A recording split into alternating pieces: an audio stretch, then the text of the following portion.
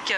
Il faut le dire, après 2 mandats démocrates de Barack Obama, c'est un républicain qui va s'asseoir dans le bureau ovale d'ici quelques semaines, fin janvier. Voilà cette image en direct, il est 9h07 ici à Paris. J'ai avec moi en plateau Yannick Mireur, bonjour, merci d'être avec nous. Vous êtes spécialiste de la politique aux États-Unis, fondateur de Nexus Forum. À côté de vous, il y a Marjorie Paillon qui a vécu avec nous cette nuit électorale, qui a regardé pour nous tous les résultats. Marjorie, qu'est-ce qu'on peut dire à cette heure sur ces derniers résultats? Est-ce qu'on a déjà tous les États ou pas forcément? Alors non, justement, on attend encore des résultats définitifs dans le New Hampshire, dans le Michigan, ainsi que dans l'Arizona, parce que pour l'instant, on sait, bien évidemment, que Donald Trump est élu, qu'il a passé de loin la barre des 270 grands électeurs, et on est même à 276 dans notre propre décompte, mais on aimerait bien avoir l'intégralité des votes définitifs des États, définitifs pour au moins comprendre, même en termes de sociologie électorale, ce qui s'est joué, comment le Parti démocrate, comment la candidate démocrate a pu perdre certains États qui pourtant étaient acquis totalement à la cause démocrate. Il faudra attendre sans doute plusieurs heures avant de pouvoir analyser en détail ce vote. Yannick Mireur, est-ce qu'on assiste à un moment historique vraiment? Ou est-ce qu'on place trop d'importance sur la personne de Donald Trump? Est-ce qu'on en a trop peur ici, par exemple? Elle est tellement envahissante que c'est difficile de faire autrement. D'autre part, le poste qu'il va occuper est tout de même... c'est un peu le président du monde. Enfin, tout le monde entier regarde. Il y a peut-être, je ne sais pas si dans les années passées, il y avait autant d'attention portée à l'élection du président des États-Unis. En tous les cas, oui, on peut dire que c'est quand même quelque chose d'historique, surtout parce qu'on entre dans une période un peu inconnue, du fait qu'il n'est absolument pas préparé du tout à exercer les fonctions. Ce qui ne veut pas dire nécessairement qu'il sera mauvais dans cet exercice-là. Il y aura improvisation, comme on vient de le voir d'ailleurs dans son discours, ce qui est assez étonnant, de ce soir. Une remarque est importante, je pense. On pourra revenir sur le Parti démocrate, le Parti républicain, les conditions de cette élection, beaucoup de questions. Mais puisque l'on est sur le plateau français et qu'on parle du point de vue un petit peu européen quand même, la victoire de Donald Trump, ce qui est intéressant, c'est les leçons politiques que l'on peut en tirer en Europe après le Brexit, dont on peut considérer qu'il est d'une certaine manière une suite, si on regarde la politique internationale occidentale. À quelques mots de l'élection française. C'est donc le besoin d'un langage de vérité que cette élection exprime, est un langage nouveau et d'une vision nouvelle à proposer à une grande partie des électeurs et des populations en Europe. Un discours populiste. Pour faire très court, non, je récuse le terme de populiste. Le peuple n'est pas idiot. Le peuple a des sentiments, il a des souffrances, il les exprime. Ça fait 20 ans qu'on n'en tient pas compte, donc il vote Trump. C'est ça que ça veut dire. C'est une réaction de rejet. C'est une réaction de rejet. On ne peut pas, nous non plus, en Europe, dire c'est du populisme, ce sont des ignorants. Point final.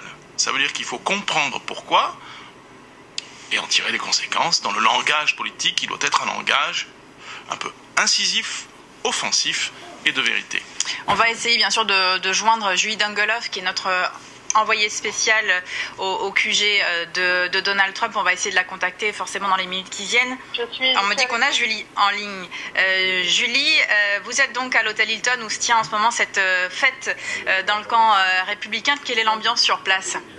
Écoutez, c'est la Victory Party, c'est comme ça qu'il l'avait intitulé Donald Trump, sa soirée électorale.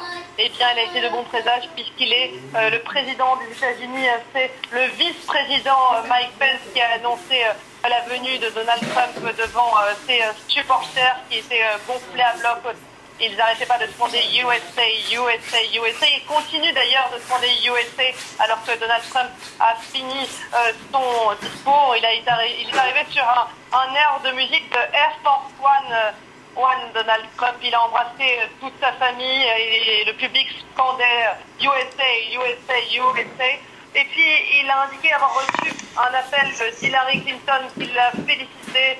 Et le ton était complètement différent que pendant le reste de la campagne. Vous vous souvenez, le ton était extrêmement agressif de la part de Donald Trump vis-à-vis d'Hillary Clinton. Et bien là, il l'a remercié, il a indiqué qu'il était temps de travailler avec tout le monde. C'était vraiment un discours d'unité et d'union tant au niveau des États-Unis qu'au niveau international, puisqu'il a indiqué qu'il travaillerait avec tout le monde également au niveau international, même s'il allait mettre les intérêts, bien sûr, des États-Unis en avant. Donc un discours qui a tenté d'apaiser un peu cette campagne qui qui a été qualifiée par beaucoup de la campagne la plus violente qu'ait connue l'histoire des États-Unis. Puis Donald Trump a remercié tout le monde, sa famille en premier lieu, et puis bien sûr ses proches au niveau du Parti républicain.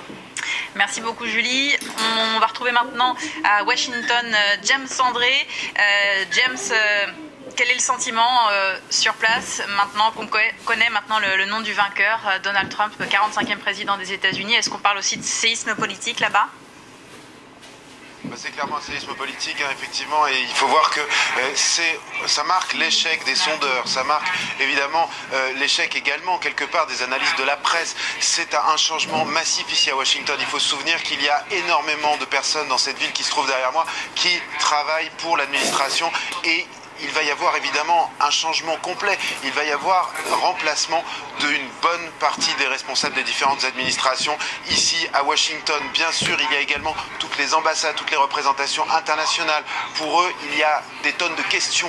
Que va faire Donald Trump? Il n'a pas été clair sur sa politique étrangère. Alors c'est vrai qu'il vient de donner un discours entre guillemets qui se veut rassurant, où il dit qu'il travaillera avec tout le monde, où il dit qu'il mettra les intérêts américains avant tout, mais qu'il travaillera avec tout le monde et qu'il sera juste envers les autres nations. Qu'est-ce que cela veut dire? Effectivement, pour l'instant, on n'en sait rien. C'est-à-dire, que va réellement faire Donald Trump une fois qu'il sera aux commandes?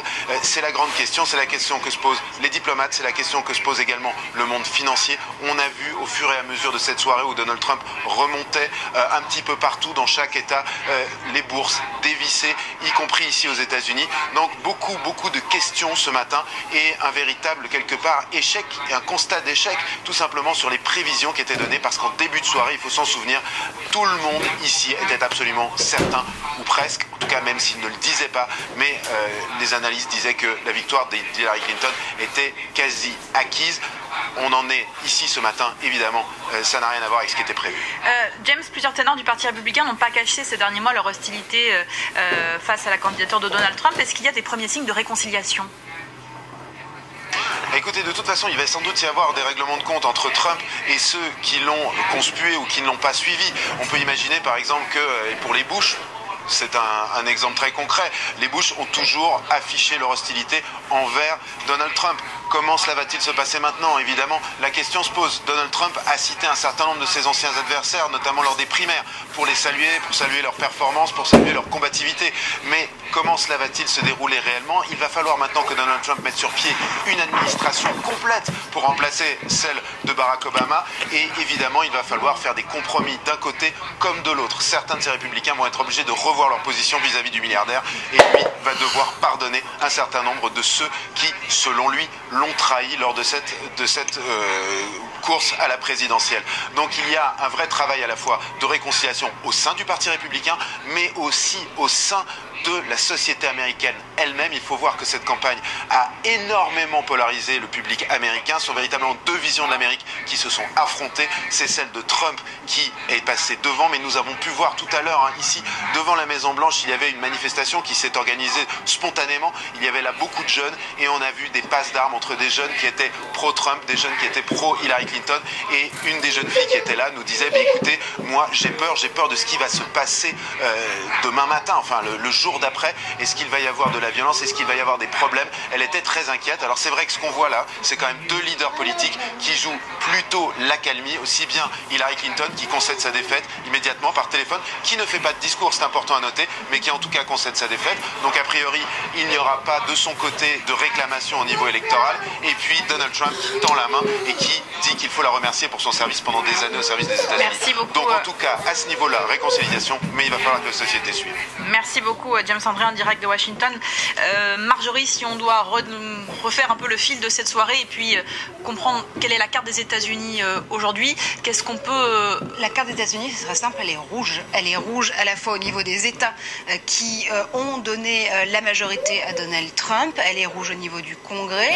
Je vous rappelle que le Parti républicain conserve ce matin à la fois la Chambre des représentants, l'intégralité de la Chambre des représentants et l'intégralité du Sénat, ce qui veut dire que du coup on est vraiment dans une perspective où on a l'intégralité des pouvoirs à Washington qui sont alors peut-être pas forcément directement au Parti républicain, parce qu'encore une fois il faut séparer la personnalité de Donald Trump de l'establishment du parti, et on l'a vu, il y a déjà des rapprochements qui sont tentés. Paul Ryan a appelé il y a déjà plusieurs très longues minutes Donald Trump pour le féliciter et pour lui dire, en effet, avec son vice-président Mike Pence, que c'était peut-être le moment de se reparler, alors qu'ils étaient vivement critiqués, notamment après l'affaire de la vidéo de Donald Trump. Tout ça va se rapprocher, la politique politicienne va reprendre ses droits à Washington, et c'est ce qui est finalement assez étonnant à observer. Toute cette campagne, Donald Trump l'a fait sur l'anti-système, sur l'anti-establishment. La force qu'il a justement tirée cette nuit de l'électorat américain, c'est la colère sur laquelle il a réussi à capitaliser, la colère qu'il a réussi à révéler, celle d'une classe caucasienne, middle class, paupérisée, et qui s'est déplacée en masse pour aller voter. Et c'est ce que décrivait Yannick parfaitement tout à l'heure. Le vrai enjeu de tout cet échéancier de scrutin qui se joue de 2016 jusqu'en 2017, c'est la façon dont vont pouvoir canaliser, dont vont pouvoir révéler ces candidats cette colère. Et encore une fois, on en a la démonstration ce soir, comme on en a eu la démonstration au moment du Brexit. Quand cette colère-là, viscérale, s'exprime, eh bien, elle s'exprime dans les urnes. Elle ne reste pas chez elle, les électeurs qui la portent ne restent pas chez eux, en chien de faïence, pour l'exprimer. Et ça, il va falloir y être très attentif jusqu'en mars, même jusqu'en mai prochain. Merci beaucoup Marjorie pour tous ces éléments tout au long de la nuit. On va bien sûr s'intéresser maintenant aux réactions internationales. Elles sont déjà nombreuses. On part tout de suite à Jérusalem, retrouver notre correspondant Cyril Payen. Cyril, bonjour. Il y a déjà des réactions du côté de l'autorité palestinienne. Oui, effectivement, l'onde de choc de cette élection surprise du candidat Trump a déjà atteint évidemment cette partie du Proche-Orient qu'on sait de la gauche israélienne, ou en tout cas du côté palestinien, comme par exemple, ce n'est pas le premier à l'avoir dit, mais par exemple de déplacer l'ambassade américaine depuis Tel Aviv, la capitale économique, diplomatique d'Israël, vers Jérusalem. Jérusalem qui, je le rappelle, est considérée par l'État hébreu comme sa capitale, mais qui n'est pas reconnu par la communauté internationale à cause évidemment du conflit israélo-palestinien. Donc une promesse extrêmement forte qui allait certainement en direction d'une grande présence ici d'expatriés juifs américains qui ont massivement voté pour le candidat Trump. Je peux vous dire d'ailleurs que dans un certain nombre d'implantations de colonies un peu partout en Cisjordanie, eh bien, on fête et on danse aujourd'hui après l'annonce surprise qui vient d'être faite de la victoire de Donald Trump aux élections américaines. Merci beaucoup Cyril Payen en direct de Jérusalem. Yannick Mireur, est-ce qu'on a tort d'avoir peur à ce point d'une présidence Trump? Dans les médias américains, tout le monde est surpris, on sent une certaine stupeur, une certaine inquiétude. Est-ce qu'elle est justifiée d'après vous? Non, je ne pense pas que ce soit la fin du monde. Alors évidemment, on passe à un scénario, et moi jusqu'à hier soir, je pensais qu'Hillary Clinton allait être élue présidente, parce que la marge d'erreur était très limitée pour Trump, etc. Vous voyez d'ailleurs que c'est quand même assez serré en réalité en termes de vote populaire. Oui. On peut rappeler quand même, il faut quand même rappeler, le facteur Hillary a été très important, à mon avis, c'est ce qui a déterminé la défaite. Elle a perdu contre Barack Obama d'un cheveu en 2008, alors qu'elle avait toutes les chances d'être élue, et à nouveau les Américains n'en veulent pas. Donc ils ne veulent pas d'Hillary Clinton. Il y a un message clair. Oui. Voilà, avec un bon candidat démocrate, il serait passé sans aucune difficulté de mon point de vue. Alors maintenant on y est, puisque la table a été renversée, si je puis dire, donc toutes les surprises sont permises. Je ne pense pas qu'il faille s'inquiéter que ce soit la fin du monde. Je crois que l'homme est très pragmatique. En matière d'affaires internationales, il fait d'autant plus de promesses sur l'enjeu, ça me faisait sourire, particulièrement compliqué du conflit israélo-palestinien auquel il ne comprend absolument rien. Je pense qu'il s'apprenne à peu près aussi sur une carte. Et comme il y a une interpénétration, si vous voulez, culturelle entre une forte communauté juive aux États-Unis, très organisée au Congrès, il prend ce qu'on lui donne. Peut-être que si demain il regarde en réalité le dossier historiquement, il changera d'avis, il se dira non, quand même, il faut un État palestinien qui soit viable. Voilà. Donc, ils font la fête, les Likoudniks en Israël, mais bon, il faut se méfier parce que ça dépendra quelles sont ses priorités, et le bonhomme peut quand même changer de point de vue, parce qu'encore une fois, c'est une page blanche, donc c'est ce qui peut peut-être nous permettre d'écrire quelque chose d'assez inattendu qui soit positif du point de vue européen. Je pense que les institutions sont là. Il avait parlé de l'OTAN, il avait fait des déclarations si fracassantes qui n'avaient pas beaucoup de sens sur l'OTAN. Bon, maintenant, et encore une fois, il n'est pas du tout préparé au poste. Il va se mettre en place au mois de janvier, et j'espère il a du travail, hein. Oui, il a beaucoup de travail, lire un peu, etc., pour préparer ça au mois de janvier. On ne va pas demain faire disparaître l'OTAN. Peut-être en revanche qu'il pourrait y avoir des relations très pragmatiques, efficaces, effectives avec la Russie pour combattre, pour reconnaître que la priorité c'est le terrorisme islamique et donc changer un peu de main. Ça ne veut pas dire tomber les bras dans les bras avec Poutine du tout, je ne crois pas une seconde à ce scénario-là, mais en revanche avoir une approche complètement différente. Là encore une page blanche, quelque chose de très pragmatique alors que ça aurait été probablement très confrontationnel avec Hillary Clinton, qui aurait été beaucoup plus dur vis-à-vis de la Russie ou vis-à-vis de la Chine. Il y a le porte-parole de la Douma d'ailleurs qui a eu une réaction il y a quelques minutes qui pense qu'il y aura un dialogue beaucoup plus constructif avec le nouveau président américain. Ça rejoint ce que vous dites. Ça peut éclater aussi, mais vu les caractères, mais je pense que ça peut être parfaitement efficace compte tenu aussi de l'expérience et du semi-échec de la politique américaine et de la politique européenne avec elle malheureusement dans la région. Sur la question de l'Europe, je pense là encore qu'il n'y a pas un enjeu majeur autour de l'OTAN. Alors évidemment c'est l'ajustement avec la Russie qui sera important. Il sera bien obligé aussi d'écouter un peu ce que lui disent les leaders européens. J'espère que de notre côté aussi, nos leaders européens, qui ne sont pas vraiment des leaders d'ailleurs, les hommes politiques qui sont à la tête des pays en Europe, et le schéma est assez triste pour ce qui nous concerne, parce qu'il n'y a pas de relief, donc pas de vision, et pas de passion qui répondent aux attentes du peuple. Ils sauront, après avoir tapé dessus, s'entendre avec lui, être pragmatiques et changer de pied. C'est ce qu'il faut nous souhaiter pour que les relations euro-américaines continuent, en tous les cas, ou se renouvellent aussi, sur un nouveau pied et une nouvelle vision.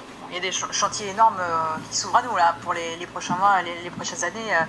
Armel, est-ce que vous vouliez ajouter quelque chose sur la politique étrangère, sur quoi il faut s'attendre?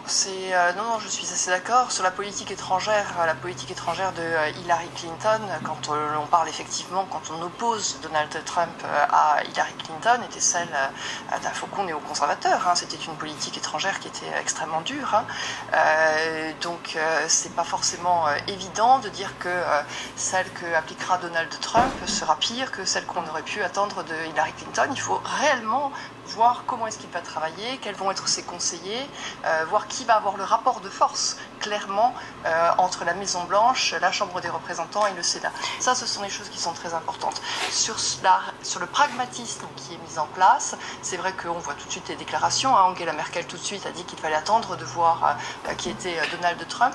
Mais je pense que les Européens vont entendre deux choses. Ils vont attendre de voir qui est Donald Trump, ça c'est vrai, mais ils savent aussi que la vague Donald Trump, elle est suivie de remous qui vont toucher sur l'Europe. Elle amène en fait la réflexion de Donald Trump, le fait de pouvoir libérer certains courants de pensée. On a vu Marine Le Pen s'en féliciter immédiatement. Nayana Farage qui à l'instant félicite Donald Trump, britannique. Et qui amène une vraie réflexion à plusieurs niveaux, qui n'est pas forcément celle des extrêmes ou celle du populisme, mais qui amène une vraie réflexion de quelle est la politique aujourd'hui à mettre en place. Pourquoi est-ce que les démocraties ne renouvellent pas leur classe politique? Pourquoi est-ce qu'à un moment donné il y a un hiatus qui est fait avec les électeurs? Et pourquoi est-ce qu'on ne peut pas poser cette question clairement et simplement de savoir qui est capable de pouvoir renouveler les élections? On pense par exemple à la France, où on se retrouve là sur un débat des primaires françaises, où on voit un ancien président qui de nouveau postule. La question de ce que l'on a demandé à Hillary Clinton par deux fois en lui disant, les Américains en lui disant non, on ne veut pas de vous en tant que présidente des États-Unis, forcément va faire remous. Donald Trump, donc pour ceux qui nous rejoignent sur France 24, il est 9h26 ici à Paris. Donald Trump est donc élu président. Ça s'est confirmé il y a un peu moins d'une heure maintenant. Le républicain gagne l'élection présidentielle américaine avec une avance finalement assez confortable, même si on n'a pas encore les résultats définitifs. Pour l'instant, il y a 276 grands électeurs d'après notre décompte. Il s'est exprimé il y a un peu plus d'une demi-heure maintenant devant ses partisans réunis dans l'hôtel Hilton de New York. On va écouter le début de son intervention où il a notamment félicité Hillary Clinton pour sa campagne. Écoutez.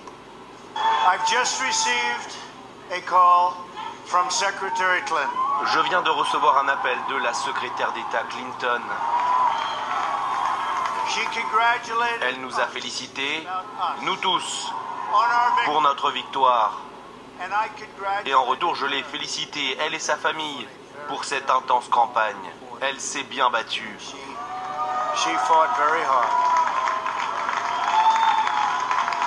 Hillary s'est battue pendant longtemps, de manière très intense. Nous sommes très reconnaissants de son travail au service de notre pays. Je le pense très sincèrement. Clinton, vraiment merci. Voilà pour cette allocution, un extrait de l'allocution de Donald Trump il y a quelques minutes. On va s'intéresser maintenant aux conséquences économiques et financières de cette élection de Donald Trump à la tête des États-Unis.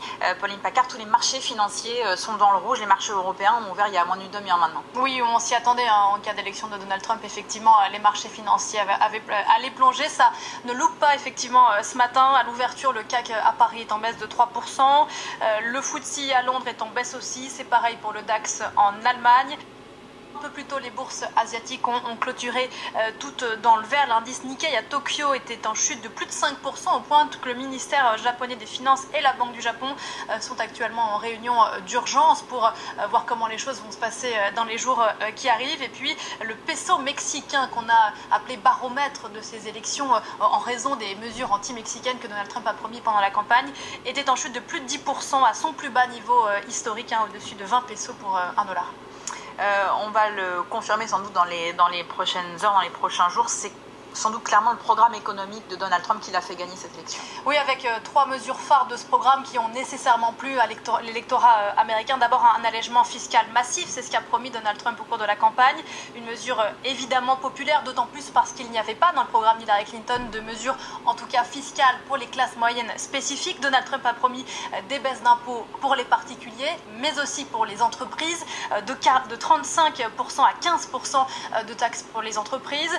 Selon certaines estimations, le manque à gagner pour les caisses de l'État, pour l'État fédéral américain, serait 10 000 milliards de dollars. C'est la moitié du montant actuel de la dette américaine. Deuxième promesse de campagne qui là aussi a dû trouver un bon écho dans l'électorat américain. Et Donald Trump en a parlé il y a quelques instants sur son premier discours, remettre le Made in America au cœur de l'économie grâce à des mesures protectionnistes, des barrières tarifaires sur les produits d'importation, notamment mexicains ou encore chinois, une renégociation de tous les traités de libre-échange que les États-Unis ont déjà ou sont en train de négocier, du TAFTA à l'ALENA, le traité nord-américain avec le Mexique. Et puis, Donald Trump a également promis de revenir sur l'un des grands projets de Barack Obama, celui de l'assurance maladie qu'on appelle l'Obamacare, une grande réforme qui a certes ouvert le système de santé aux plus faibles, mais qui a eu aussi comme conséquence d'augmenter les polices d'assurance, en créant la colère de beaucoup d'électeurs américains. Là aussi, ça a pu jouer dans le vote. Selon les experts, à court terme, ces propositions pourraient peut-être doper l'économie américaine, mais elles pourraient s'avérer beaucoup plus périlleuses à long terme. Difficile évidemment d'évaluer l'impact de mesures protectionnistes, notamment sur les grandes industries d'export américaines ou bien sur la dette américaine qui sera creusée évidemment par ces mesures fiscales massives promises par Donald Trump. Merci beaucoup Pauline pour cet éclairage sur le programme économique de Donald Trump, qui est donc le 45e président des États-Unis. C'est l'information principale de cette émission. Bien sûr, il est 9h30 ici à Paris. Il n'envisage jamais la défaite. Eh bien, il a sa victoire. Donald Trump devient donc président de la première puissance économique mondiale. Le républicain a fait mentir tous les sondages. Il s'est exprimé il y a quasiment une heure maintenant, 3/4 d'heure, pour dire qu'il serait le président de tous les Américains, un discours donc plutôt rassembleur, et que le gouvernement sera au service du peuple, qu'il fallait renouveler le rêve américain et que les Américains ne seront plus les oubliés du système. Je cite, on va bien sûr aussi regarder au Congrès ce qui s'est passé. Le Congrès reste à majorité républicaine, aussi bien le Sénat que la Chambre des représentants, ce qui va donner forcément suffisamment d'air à Donald Trump pour gouverner, même si, il faut le rappeler, plusieurs élus républicains n'ont pas caché leur hostilité, leur réserve face à Donald Trump ces derniers mois. Nous sommes toujours en direct sur France 24. On va regarder donc cette carte des États-Unis après donc une folle nuit électorale, puisque on est allé jusqu'au bout du suspense. Le résultat est tombé il y a moins d'une heure maintenant. Donald Trump a pour l'instant, puisque les résultats ne sont pas encore au complet, 276 grands électeurs et 218 pour Hillary Clinton, la démocrate. On attend encore les résultats, vous le voyez, dans l'Arizona, le Wisconsin et le Michigan. Alors je suis je pense ne pas me tromper dans ces États, voilà. Plus l'Alaska, je vois aussi qu'on a tendance à oublier, mais en tout cas, ça y est, la barre des 270 grands électeurs est franchie. Il est le nouveau président des États-Unis.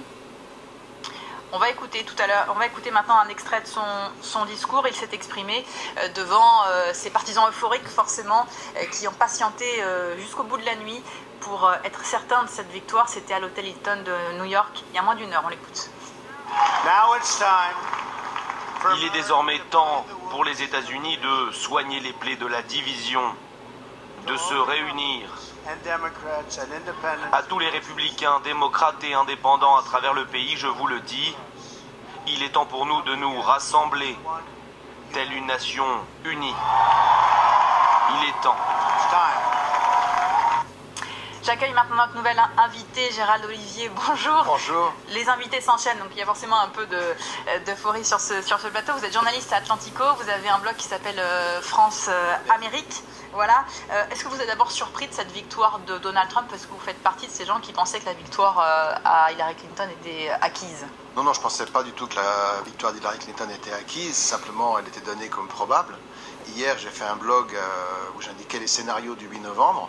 Et dans le scénario que j'envisageais, Clinton n'allait pas aussi haut qu'il est allé. C'est-à-dire que je ne lui donnais pas le Wisconsin et les États démocrates de la ceinture de rouille, comme on dit. Je lui donnais le Nevada et je lui donnais 270 en cas de victoire, en soulignant qu'il avait un chemin extrêmement étroit et qu'il ne pouvait pas se permettre de commettre d'erreurs, alors qu'Hillary Clinton, elle, pouvait perdre un État et en gagner un autre. Elle était a priori la favorite des sondages.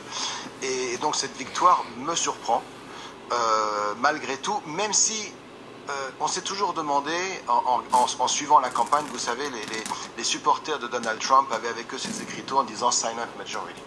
C'est la majorité silencieuse, et ce qui s'est exprimé hier, c'est la majorité silencieuse aux États-Unis. Ce que vous rappeliez dans votre blog, c'est depuis 2012, il y a 50 millions de nouveaux électeurs qui se sont inscrits sur les registres électoraux, qu'on ne savait pas trop comment ils allaient voter. Oui. Maintenant, visiblement, on sait. Donc les chiffres sont officieux, parce qu'il n'y a pas de registre national, on est dans un État fédéral. Par contre, lorsqu'on additionne un certain nombre de registres électoraux, on s'aperçoit qu'entre 2012 et aujourd'hui, vous l'avez dit, 50 millions, c'est énorme, parce que ça correspond à une hausse de 35%. Ce sont des gens qui ont obtenu la nationalité américaine? Ce sont les jeunes électeurs? À l'évidence, non. Ils en font partie. Des jeunes électeurs qui sont arrivés en âge de voter et qui se sont fait inscrire, de nouveaux immigrants qui ont acquis la nationalité américaine et qui ont exercé leurs droits constitutionnels. Mais je pense qu'il y a surtout également des gens qui étaient sortis du système, qui ne votaient plus, notamment des petits blancs d'un certain nombre d'États, y compris les États du Nord-Est, les États démocrates, les États de la ceinture de rouille, là où justement la campagne de Donald Trump a quand même reçu un écho très favorable. C'est son message économique qui a fonctionné. Et donc ces gens-là, il a réussi à les rallier. Et il y a peut-être eu un déni des médias depuis le départ, de ne pas aller voir vraiment qui étaient ces gens, parce qu'on a remarqué dès le début de la campagne de Donald Trump qu'il y avait, lors de ces rassemblements, un engouement qu'on ne rencontrait nulle part ailleurs. C'est pas dans les meetings de Clinton. Peut-être, non, surtout pas chez Clinton, peut-être chez Bernie Sanders, mais il avait un électorat beaucoup plus limité, beaucoup plus jeune, universitaire, etc. Et donc les médias n'ont pas voulu aller voir ces petits blancs, et manifestement, il y a une petite Amérique blanche, et je dis ça pas du tout de manière ni péjorative, ni quoi que ce soit, mais il y a cette Amérique qui représente encore 60% de la population et de l'électorat, et qui s'est exprimée massivement pour lui hier.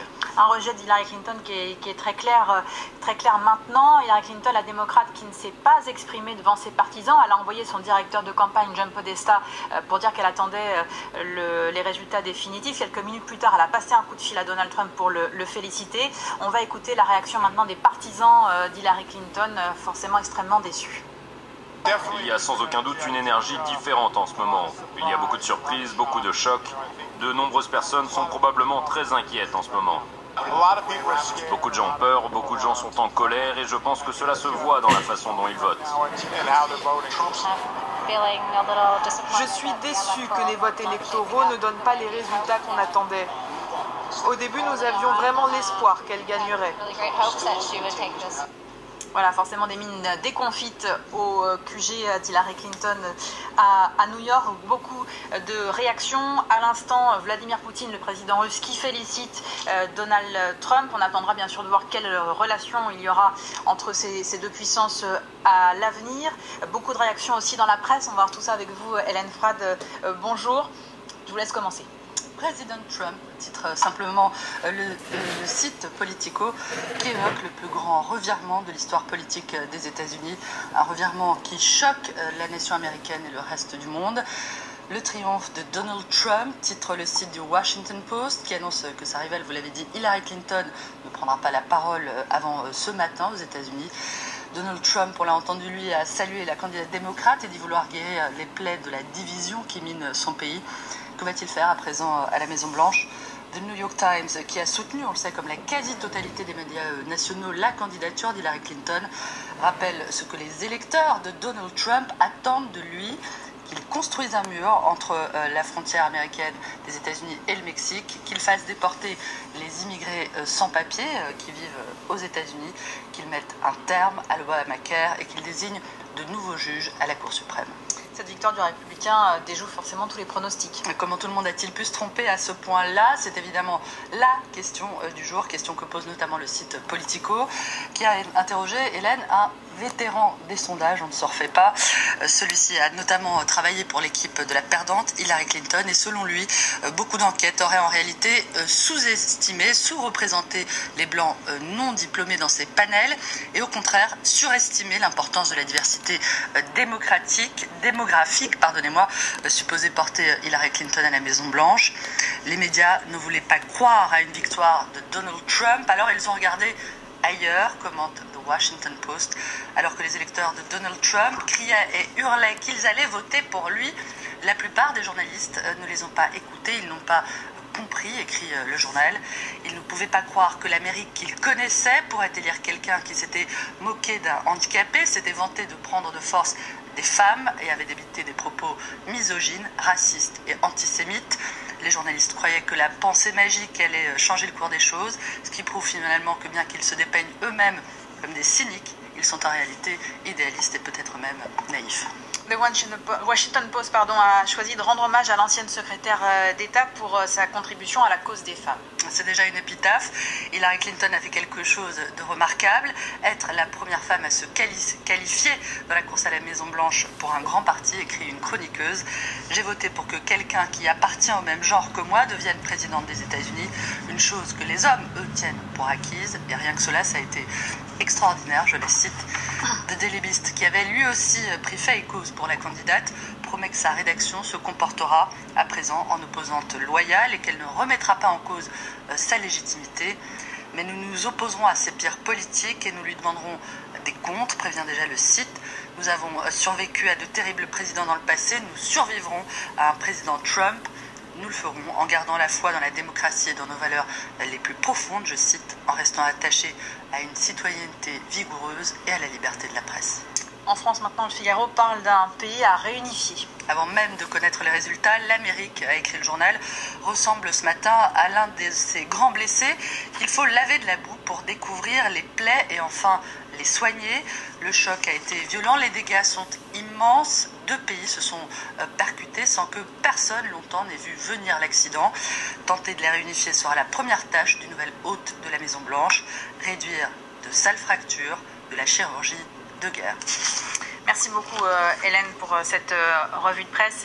Gérald Olivier, qu'est-ce qu'on n'a pas compris dans cette campagne présidentielle américaine, nous les médias notamment? On n'a pas assez écouté le message économique de Donald Trump. Et c'est flagrant dans la revue de presse qu'on vient d'avoir, parce que c'était absent, alors que tout est là. Tout est là.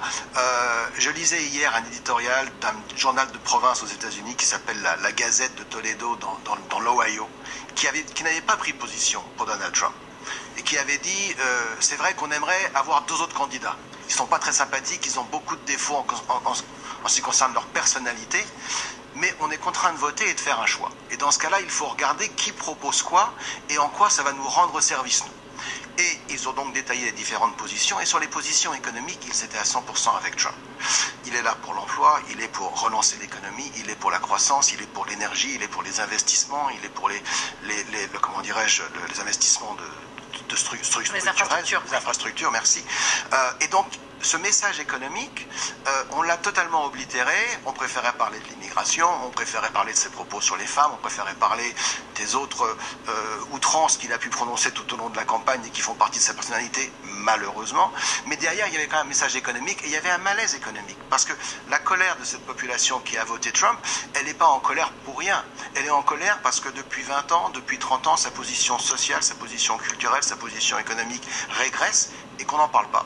On fait tout pour les minorités, qu'elles soient ethniques ou autres, on fait tout pour les nouveaux arrivants et on ne fait rien pour eux. Donc il y a eu cette révolte et eux ont voulu croire à ce message économique. Il y a 10 millions de pauvres en plus que lorsque Obama est arrivé à la Maison-Blanche. Il y a 10 millions de pauvres en plus aujourd'hui aux États-Unis. Et le taux est repassé, il était tombé à 10%, il est repassé à 18%, il y a une régression de presque 30 ans.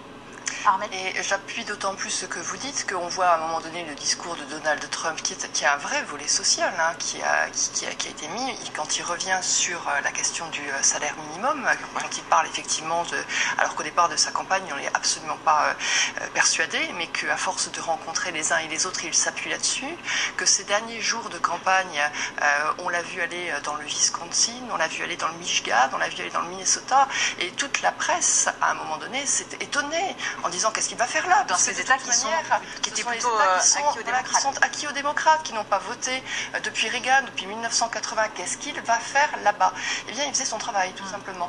Et c'est vrai qu'il faut quand même attirer l'attention sur quelque chose d'assez grave qui est en train de se passer dans cette élection-là. C'est qu'on vit aux États-Unis ce qu'on a vécu avec le Brexit, ce qu'on a vécu en France. Moi, je me souviens avoir couvert la campagne où Jean-Marie Le Pen était arrivé au premier tour. Et à un moment donné, cette incapacité à se rendre compte de ce qui est en train de se passer dans ce qu'on appelle les campagnes profondes. On est ethnocentré. Et c'est vrai que c'est tout le problème aujourd'hui que l'on a médiatiquement, politiquement, au niveau des instituts de sondage, au niveau des intellectuels. C'est-à-dire à un moment donné de fonctionner par une seule entrée, qui est une entrée d'une élite intellectuelle, qui est une entrée urbaine, qui est une entrée où en fait les mêmes cercles vont se voir et donc pensent avoir des idées différentes, alors que non. Et alors qu'il se passe d'autres choses. Et il se passe l'autre chose, que ce soit en France, que ce soit aux États-Unis, que ce soit en Angleterre, que ce soit dans d'autres pays d'Europe, ce sont des gens qui, à un moment donné, ont d'une part une vraie souffrance économique, qui encaissent considérablement et qui demandent de l'aide, première chose. Et la seconde chose, qui sont extrêmement attachés à des valeurs et qui sont attachés à un pays. Et donc qui ont besoin de l'exprimer. Alors après, ça dépend qui on leur met en face. Ils cherchent à un moment donné à avoir un sauveur. Donc Donald Trump est arrivé en écoutant ce discours, en sachant du coup, parce qu'il a une vraie gouaille, le relayer et du coup se l'approprier et leur faire croire qu'il serait celui qui serait le sauvé. On verra ce qui se passe effectivement en France, mais ça ouvre la porte à des populismes, sauf si il y a effectivement des personnes qui à un moment donné ont envie de travailler pour ces citoyens du monde qui ont besoin d'aide. Gérald Olivier, est-ce que ça ternit l'héritage politique d'Obama, cette victoire de Trump? Ah oui, ça va être très inconfortable. Vous pensez que c'est un retour de balancier énorme qu'il n'avait pas du tout prévu, qu'il n'avait pas du tout souhaité. Souvenez-vous quand même des propos du président Obama au mois de juillet lorsqu'il disait que Donald Trump était unfit, il n'était pas digne de devenir président. Aujourd'hui, il est pas qualifié pour. On peut imaginer la cérémonie d'investiture. C'est-à-dire que voilà, Obama va donner les clés de la Maison-Blanche à Donald Trump, alors qu'ils ne s'apprécient pas beaucoup l'un l'autre, même s'ils se respectent plus qu'on ne le pense. Et je pense que, de par la fonction, ils vont être appelés à se rencontrer et à faire la paix. Mais inévitablement, si la présidence de Trump s'avère un échec économique, et un échec social. Si son programme économique ne fonctionne pas, si ses volontés protectionnistes ou de renouveler les traités de libre-échange et autres débouchent sur autre chose que la croissance, inévitablement, Obama se sentira extrêmement coupable d'avoir précipité d'une façon ou d'une autre l'arrivée de ce personnage à la Maison-Blanche. Maintenant, il n'est pas du tout dit que ça va se passer comme ça. Il faut bien comprendre, parce qu'on est en France et on ne lit pas forcément la politique américaine avec la bonne grille, Donald Trump est beaucoup plus centriste qu'on ne pense. C'est un extrémiste dans son comportement. C'est quelqu'un qui tient des propos outrageants et outrageux, très très disrespectueux parfois, mais sur ses positions économiques et sociales, il est beaucoup moins aux extrêmes que l'étaient certains candidats à la présidence lors des primaires républicaines. Et on va s'en rendre compte lorsqu'il parlera de son administration, lorsqu'il mettra son équipe en place. On va avoir quelque chose de beaucoup plus centriste que ce à quoi on peut s'attendre. De même que, pour en revenir à la question de l'immigration, je ne crois pas au mur. Je ne pense pas que quiconque croit une seconde au mur. Il y aura peut-être un pan de mur quelque part, vous n'aurez pas un mur demain, c'est pas ça l'important. La question du mur, c'était... Il n'a d'ailleurs pas évoqué dans son discours. Non, voilà, on n'en parle plus. Il n'est pas dans son contrat des 100 premiers jours, puisqu'il a mis un contrat sur Internet pour ce qu'il ferait lors de sa prise de fonction. C'était un prix d'appel. C'est-à-dire que ça servait à mobiliser un électorat, mais c'est pas pour ça qu'on va le faire derrière. Par contre, rechercher à contrôler les frontières, ça oui. Juste un mot, c'est vrai que l'avantage qu'a Donald Trump, c'est qu'il a avec lui le Congrès et le Sénat, qui vont certainement l'aider et qui vont faire une politique qui va dans le même sens, ce que n'avait pas Barack Obama. Absolument. Et c'est vrai que Barack Obama, quand on va critiquer à un moment donné sa politique, il faut aussi tenir compte de son incapacité à mener une politique parce qu'il y a eu un blocage à la Chambre des représentants et au Sénat. On aura bien sûr tout au long de la journée des réactions du monde entier qui vont nous venir des dirigeants de ce monde. Réactions aussi à suivre du côté des marchés. En Europe, ce matin, c'est très clairement le rouge qui domine. On va regarder ces tendances. Le CAC 40 moins 1,74. Du rouge pour Londres, le FTSE et pour le DAX à Francfort. Toute la nuit, les marchés ont attendu fébrilement ces résultats. Le dollar est clairement en recul. La valeur refuge de l'or, elle, est en hausse. On voit tout cela en image avec Axel May. C'est un vieil adage financier. La bourse n'aime pas les incertitudes. Sur les places mondiales, Donald Trump et son programme protectionniste provoquent de l'urticaire. À la clôture, Tokyo lâchait plus de 5,3% et cet analyste résumait le sentiment général. Une victoire de Trump conduirait les marchés à avoir une stratégie davantage axée sur la prévention des risques. Dans la foulée, on apprenait que le ministère des Finances et la Banque centrale du Japon se réunissaient en urgence. Les autorités nippones n'excluent pas d'intervenir sur le marché des changes pour la première fois depuis 5 ans. Les indices boursiers des autres places asiatiques étaient aussi à la baisse. Pour la seconde fois cette année, il semble que les marchés aient livré de mauvais pronostics. En juin, ils avaient tablé sur un maintien de la Grande-Bretagne dans l'Union européenne. Cette fois, ils pariaient sur une issue favorable avec la victoire de Hillary Clinton. Dans ce contexte, l'or, valeur refuge, s'est nettement apprécié, tandis que la monnaie mexicaine, baromètre de l'opinion des marchés ces dernières semaines, a totalement dévissé à Tokyo. 20 pesos pour $1, son plus bas niveau historique. Quant aux prévisions américaines, eh bien, des analystes pensent qu'à l'ouverture, le Dow Jones pourrait perdre au moins 500 points. Et on retrouve tout de suite à Bruxelles notre correspondant Frédéric Simon. Frédéric, est-ce qu'il y a déjà des réactions du côté des institutions européennes après cette victoire de Trump aux États-Unis ? Eh bien, les réactions commencent seulement à tomber et elles sont bien sûr rassurantes sur le thème de la continuité des liens transatlantiques qui devraient perdurer quel que soit le nouveau président des États-Unis. Mais c'est bien en fait le scénario du pire qui est en train de se matérialiser pour l'Europe. L'élection de Donald Trump, c'est un peu le cauchemar qui continue pour Bruxelles dans la lignée de ce qui est arrivé au mois de juin dernier avec le vote sur le Brexit au Royaume-Uni. Car beaucoup ici mettent en avant les similitudes entre ces deux élections, notamment la montée du populisme marquée par une rhétorique virulente contre les immigrés qui a dominé ces deux élections, ainsi que le retour à une certaine forme d'isolationnisme. Et ce que beaucoup redoutent ici, sans l'avouer réellement, c'est la théorie des dominos, qu'après la Grande-Bretagne et les États-Unis, eh bien, ce soit la France qui soit le prochain pays à céder aux sirènes du populisme, avec l'accession possible de Marine Le Pen au pouvoir à l'issue de l'élection présidentielle l'année prochaine. Est-ce que les responsables européens s'attendent à une remise en cause de la politique de défense des États-Unis ? Oui, alors j'ai pu m'entretenir ce matin avec des députés européens, notamment au sein du Parti républicain. Et ils tentent tous de dédramatiser cette victoire. D'abord, Donald Trump n'arrivera au pouvoir qu'au mois de janvier, ce qui lui laisse le temps de préciser ses intentions sur les grands dossiers géopolitiques. Trump est vu ici en fait comme un pragmatique et il a montré qu'il était prêt à adapter ses positions en fonction des événements. Il ne faut donc pas prendre trop au sérieux les déclarations qu'il a faites pendant la campagne électorale, nous dit-on ici à Bruxelles. Maintenant, on peut s'attendre à un certain désengagement des États-Unis, notamment sur la politique de défense et en particulier dans son engagement au sein de l'Alliance Atlantique. Et là, ce sont les Européens qui devront répondre présent. Beaucoup ici voient en fait dans l'élection de Donald Trump une occasion à saisir pour faire enfin avancer l'Europe de la défense. C'est en tout cas le message que les responsables politiques français ici à Bruxelles tentent de faire passer. L'Europe de la défense, c'est maintenant. Merci beaucoup Frédéric Simon en direct de Bruxelles. Gérald Olivier, je vous vois prendre beaucoup de notes pendant l'intervention de Frédéric Simon. Vous avez peut-être un éclairage à nous apporter. Oui, puisqu'on parlait de politique étrangère, le thème de Donald Trump c'était America First, d'accord? Mais ça ne veut pas dire America Alone. Donc pour moi on n'est pas dans l'isolationnisme, on est dans le non-interventionnisme et on est dans une redéfinition des rôles.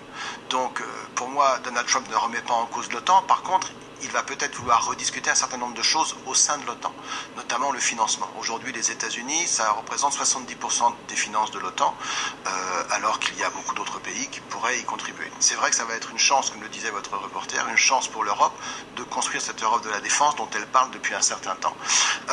Ensuite, Donald Trump a quand même fait campagne avec le Parti républicain et le thème principal de sa politique de défense, c'est Peace through Strength, c'est-à-dire la paix par la force. Donc il n'est pas du tout prêt à désarmer, il n'est pas du tout prêt à sortir du rôle que l'Amérique a pu tenir dans le monde. Par contre, il ne veut plus que l'Amérique soit le gendarme du monde et surtout soit le seul gendarme du monde. Aujourd'hui, elle n'a plus les moyens financiers ou même militaires pour assurer ce rôle. D'autres pays peuvent prendre le relais ou ils peuvent y participer du moins et inévitablement il va cibler la Chine pour ce type de rôle. Par contre, troisième point de politique étrangère, il va y avoir un dégel inévitable avec la Russie. C'est-à-dire qu'on est quand même rentré dans un nouveau monde. Et hier, la guerre froide s'est terminée une deuxième fois. C'est-à-dire que Hillary Clinton avait une vision du monde qui était ancrée dans la guerre froide, avec un affrontement froid ou chaud, mais frontal avec la Russie, sur tous les théâtres du monde. C'est pas du tout la vision de Donald Trump aujourd'hui. Il pense au contraire que la Russie et les États-Unis ont des intérêts communs à défendre face à de nouveaux ennemis communs, et il ne faut pas se tromper d'ennemis aujourd'hui. Donc je pense que l'une des choses que l'on verra assez rapidement, ce sera une rencontre entre Vladimir Poutine et Donald Trump, ou je ne sais pas, à l'initiative de qui, je ne sais pas, mais je pense qu'elle aura lieu assez vite. On va maintenant revenir sur cette nuit électorale aux États-Unis. Si vous nous rejoignez sur France 24, que vous allumez tout juste votre poste de télévision, eh bien ça y est, c'est fait. Donald Trump est le 45e président des États-Unis. On a senti les mines changer du côté démocrate il y a plusieurs heures déjà, même si on n'avait pas le résultat définitif. Retour sur cette nuit électorale, donc avec Marc Pope. Tout au long de la soirée, la tension a été à son comble. Chez les républicains comme chez les démocrates, les partisans ont suivi de près les résultats sautant de joie dès que leur candidat l'emportait dans un État. Mais à ce jeu-là, c'est Donald Trump qui prend rapidement l'avantage. Le milliardaire américain a tweeté cette photo de lui surveillant les résultats. Un à un, il remporte la majorité des États clés, dont la Caroline du Nord, la Pennsylvanie, mais surtout la Floride. C'est bien sûr une grande surprise ici en Floride. C'est une belle victoire pour Trump. Il devait l'emporter ici pour gagner l'élection présidentielle. Il l'a fait et il est même allé plus loin. Au fur et à mesure que la carte des États-Unis se colore en rouge, les visages des démocrates, eux, s'assombrissent. Rapidement, tous comprennent que les chances d'Hillary s'envolent. Mais contre toute attente, son directeur de campagne s'adresse aux partisans. Le clan démocrate ne reconnaît pas sa défaite. Plusieurs États sont trop serrés pour se prononcer, donc nous n'allons pas pouvoir dire quelque chose ce soir. Je vous conseille donc de rentrer chez vous, rentrez-vous reposer, nous pourrons en dire plus demain. Pourtant, quelques minutes plus tard, Hillary Clinton appelle son adversaire pour reconnaître sa défaite. Donald Trump accède donc à la Maison-Blanche. Les républicains sortent largement gagnants de cette élection. Le parti conserve en effet la majorité au Sénat ainsi qu'à la Chambre des représentants, ouvrant la voie à une présidence confortable pour Donald Trump. Voilà, Donald Trump, président des États-Unis. On a un peu plus d'une minute pour conclure avec vous, Armelle, avec vous, Gérald Olivier. Est-ce que tout va changer dans le monde avec cette présidence Trump ? Pour moi, on est rentré dans un nouveau monde, oui, parce qu'on a le télescopage de la télé-réalité et de la politique à travers le personnage de Donald Trump. On a aussi une montée inévitable d'une certaine forme de populisme. Mais moi, je ferai deux rapports historiques. L'un, c'était Ronald Reagan. Le second, c'était Andrew Jackson, il y a beaucoup plus longtemps, mais qui déjà était quelqu'un de très critiqué pour son populisme et parce qu'il n'appartenait pas à l'aristocratie de Nouvelle-Angleterre. ce sont deux présidences qui ont été deux grandes présidences et qui ont beaucoup profité au pays. Donc on peut espérer que ce soit la même chose pour Donald Trump, qu'on l'aime ou qu'on ne l'aime pas. Mais ce que je voudrais noter quand même de positif, c'est qu'on est à nouveau dans la transmission du pouvoir. C'est-à-dire, une alternance. Voilà, dans l'alternance. Hillary Clinton a reconnu sa défaite, elle a appelé Donald Trump. C'est très très bien qu'elle l'ait fait. On aurait souhaité que dans le cas inverse, Donald Trump le fasse aussi avec la même grâce. Et au moins, on a les institutions américaines qui restent en place et ça, c'est positif. Armelle, un mot de conclusion. Une image, c'est la fraîcheur des États-Unis, parce qu'au-delà de Donald Trump, c'est cette capacité qu'a ce pays à se renouveler avec les élections de ses présidents. À tenter quelque chose d'inédit, quelqu'un qui n'a jamais eu un mandat. Il y a 8 ans, on avait un président qui était noir, c'était impensable.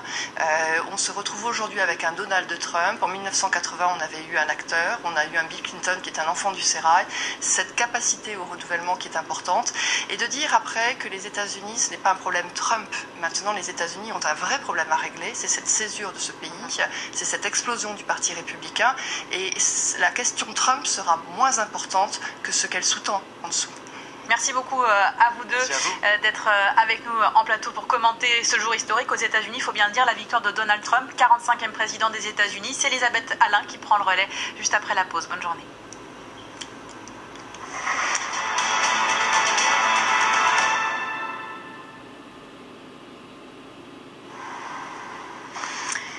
L'Amérique a fait son choix désigné Donald Trump la nuit dernière pour accéder en janvier prochain à la Maison-Blanche. Le milliardaire républicain qui a donc remporté son pari fou, s'installer dans le fauteuil de Barack Obama. Son camp avait beau croire en la victoire, il est comme tout le pays stupéfait du résultat. Dans son premier discours, Donald Trump dit espérer un dialogue constructif. Il s'engage à avoir des relations honnêtes avec les autres pays, une intervention plutôt rassurante. Et pourtant les marchés dévissent, inquiétude en Asie notamment, où des réunions d'urgence du ministère des Finances japonais et de la Banque centrale ont eu lieu ce matin. On va évidemment y revenir avec nos spécialistes des questions économiques. L'autre enjeu de cette élection, eh bien, c'était le Congrès, le Sénat et la Chambre des représentants qui restent aux mains des Républicains. Une majorité qui permettra à Donald Trump de gouverner plus aisément.